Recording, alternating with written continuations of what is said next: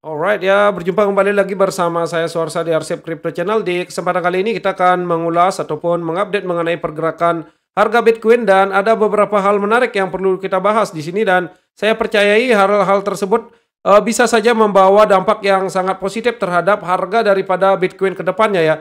Apa saja hal tersebut ya, namun sebelum kita ke topik pembahasan kita, kalian bisa subscribe channel ini dan juga like video ini agar nantinya channel ini mampu semakin berkembang dan bisa memberikan manfaat ke lebih banyak orang lagi. Oke, langsung saja kita ke topik pembahasan kita di mana Bitcoin per hari ini ya mengalami penurunan minus 1,3% dengan volume transaksi 52,5 miliar US dollar dan berada di market cap 1,065 triliun US dollar. Yap, tentunya ada beberapa hal yang perlu kita bahas di sini dan sebelum kita ke sisi teknikal ya, ada beberapa hal yang memang menjadi perhatian di sini dan kemungkinan besar hal tersebut bisa saja membawa dampak yang sangat positif terhadap harga Bitcoin ke depannya.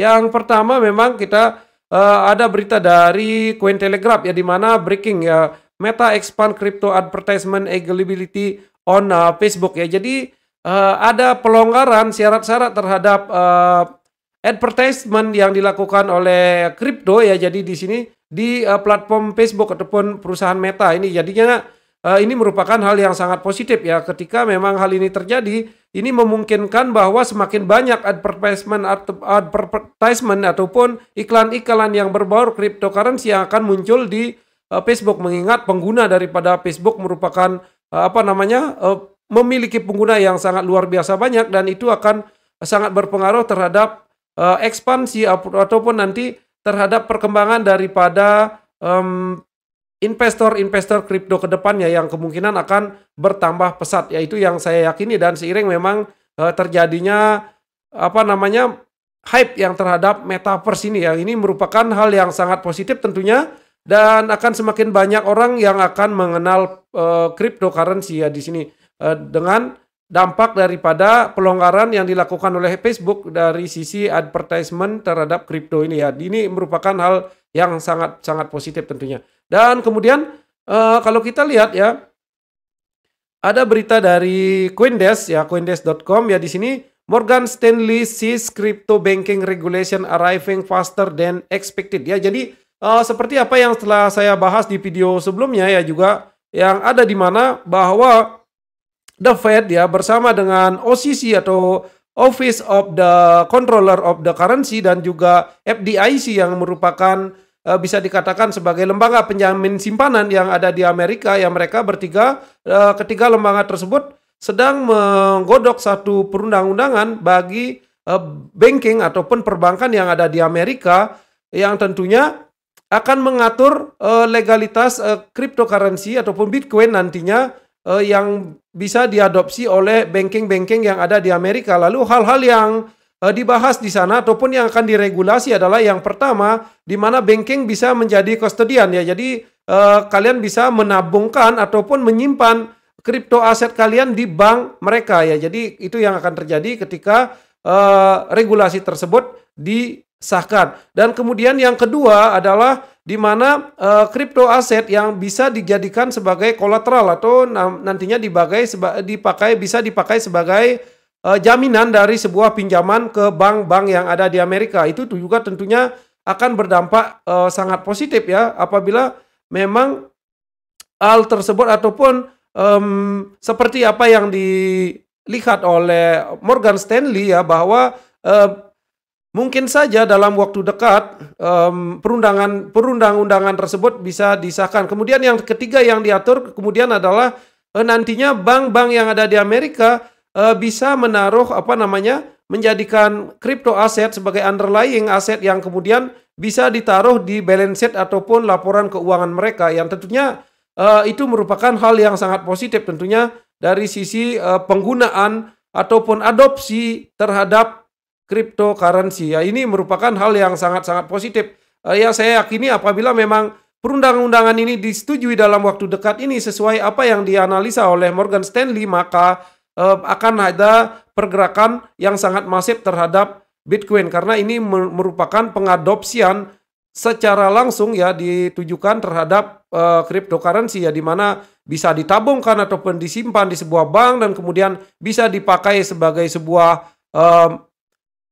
jaminan sebagai satu jaminan untuk satu pinjaman, dan kemudian nantinya bank-bank di sana bisa menaruhnya ataupun menjadikan underlying aset yang bisa ditaruh di balance sheet ataupun di laporan keuangan mereka. Ya, ini merupakan pengakuan secara sah ya dari pihak bank-bank di Amerika ataupun regulator yang ada di Amerika, apabila hal ini memang terrealisasi dalam waktu dekat. Ini saya percayai akan membawa dampak yang sangat-sangat positif tentunya terhadap pergerakan harga daripada Bitcoin dan juga altcoin.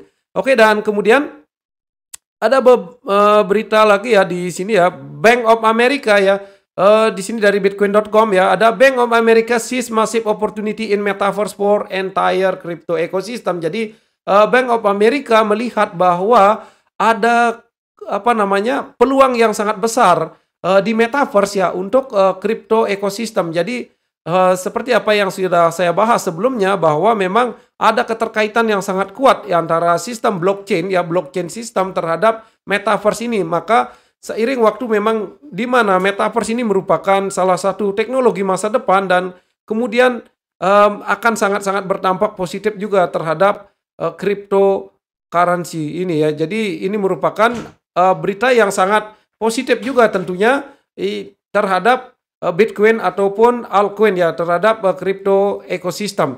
Ya, itu yang yang dipercayai oleh Bank of America, dan saya juga sangat menyetujui hal tersebut ya. Dan kemudian ada berita berikutnya ya dari Grayscale ya, di mana Grayscale ya tells SEC no basis to approve Bitcoin future ETF and not spot ETF ya. Jadi Grayscale menyurati SEC bahwa dia mempertanyakan kenapa memang future ETF future mau disetujui sedangkan ETF spot tidak mau disetujui ya. Bahkan di sini memang kita ketahui bahwa ketika ETF future memang tidak terlalu signifikan pengaruhnya terhadap pergerakan harga Bitcoin secara secara realnya. Nah, jadi ketika memang nantinya ETF spot ini disetujui, maka yang saya yakini adalah akan ada demand yang sangat luar biasa besar terhadap Bitcoin ya nantinya, yang akan mengakibatkan tentunya kenaikan harga dari Bitcoin ya, apabila memang ETF spot ini mampu di approve oleh SEC. Dan kita ketahui bersama bahwa Grayscale ini merupakan perusahaan investasi dengan skala yang sangat luar biasa besar, dan kemungkinan besar memang juga akan sangat-sangat dipertimbangkan oleh SEC yang melihat memang dari surat ataupun tekanan yang diberikan oleh Grayscale akan sangat-sangat dipertimbangkan oleh SEC ini. Jadi ketika memang nantinya ETF spot ini disetujui ataupun di-approve oleh pihak SEC, maka saya meyakini harga Bitcoin juga akan mengalami kenaikan yang luar biasa besar, karena ini akan sangat berdampak langsung terhadap market Bitcoin secara secara real time-nya ya. Kalau di ETF future memang tidak begitu berdampak ya. Nah, nantinya yang akan sangat berdampak terhadap demand terhadap Bitcoin ataupun permintaan terhadap Bitcoin adalah ETF spot ini. Dan saya harapkan memang dengan adanya tekanan dari Grayscale ini, maka ETF spot ini mampu di-approve oleh SEC. Itu yang saya harapkan. Dan kemudian ada satu hal yang menarik juga dari Plan B model ya, di mana Plan B model ini masih menargetkan 100.000 ya, di mana dia menyebutkan bahwa Bitcoin masih on track untuk menuju ke 100.000, di mana Plan B ini memang memiliki keakurasian yang sangat tinggi, meskipun di bulan ini memang bulan lalu ya, di bulan November tidak tersentuh, namun dia masih menyebutkan bahwa nantinya memang 100.000 masih menjadi target ya untuk tahun ini. Kemudian kemungkinan di bulan Desember ya, semoga saja hal tersebut memang tercapai, mengingat ada banyaknya katalis positif yang terjadi di market ya. Bagaimana pendapat kalian tentang Plan B model ini ya? Apakah kalian percaya, dan bagaimana pendapat kalian? Kalian bisa taruh di kolom komentar. Kemudian kalau kita lihat dari sisi teknikal daripada Bitcoin ya, di mana Bitcoin ya mengalami penurunan, bahkan sekarang berada di bawah daripada support di 57.315, dan sekarang akan mulai meretest daripada trendline daripada falling wedge ini ya. Mengingat di mana sebelumnya juga ketika memang terjadi breakout terhadap falling wedge, sempat 3 kali malahan di retest dan setelah itu melanjutkan kenaikan, dan semoga saja memang setelah di retest nantinya Bitcoin mampu mengalami kenaikan. Ini saya ambil dari time frame daily ya. Dan kemudian kalau kita lihat dari time frame 4 jam ya.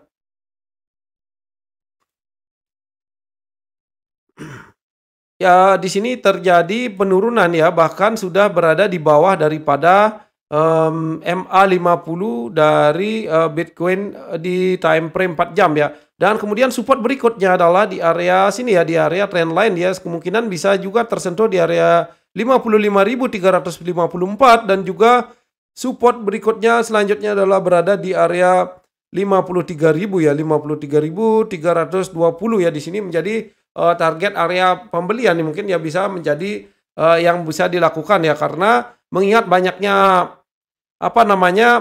katalis-katalis positif di market, dan saya masih sangat mempercayai bahwa Bitcoin ini merupakan teknologi masa depan, dan kemudian dengan mengingat adanya metaverse juga yang akan sangat berkaitan erat kaitannya dengan teknologi blockchain ini, maka tentunya ketika harga Bitcoin ini turun dan kemudian juga diikuti oleh harga altcoin turun, maka itu juga merupakan hal yang sangat positif tentunya terhadap bagi yang melakukan investment ya. Jadi kalian bisa mendapatkan harga Bitcoin di harga yang lebih murah ya. Jadi itu merupakan satu kesempatan yang kalau yang saya lihat ya. Dan kemudian ya target-target support yang sudah saya jelaskan di sini 53.268. Kemudian di sini mungkin saja bisa tersentuh di area 55.226 ya. Dan akan sangat lebih bagus memang apabila Bitcoin mampu berada di atas area daripada 58.433. Dan kemudian kalau kita lihat dari Bitcoin Dominance ya, di Bitcoin Dominance mengalami kenaikan tipis ya.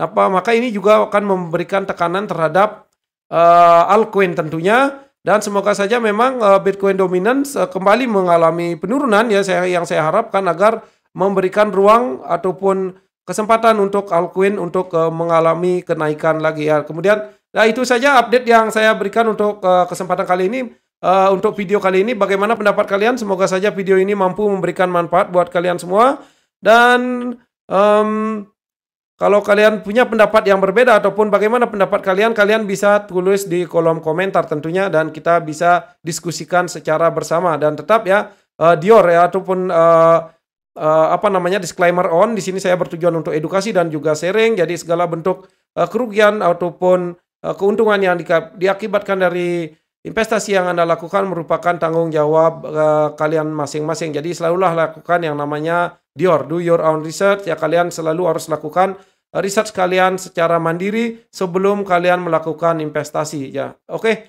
Ya, untuk kesempatan kali ini kita cukupkan sampai di sini, dan kita akan lanjutkan di video-video selanjutnya. Jangan lupa aktifkan lonceng notifikasinya agar tidak tertinggal oleh update video selanjutnya. Jangan lupa like dan juga subscribe, oke?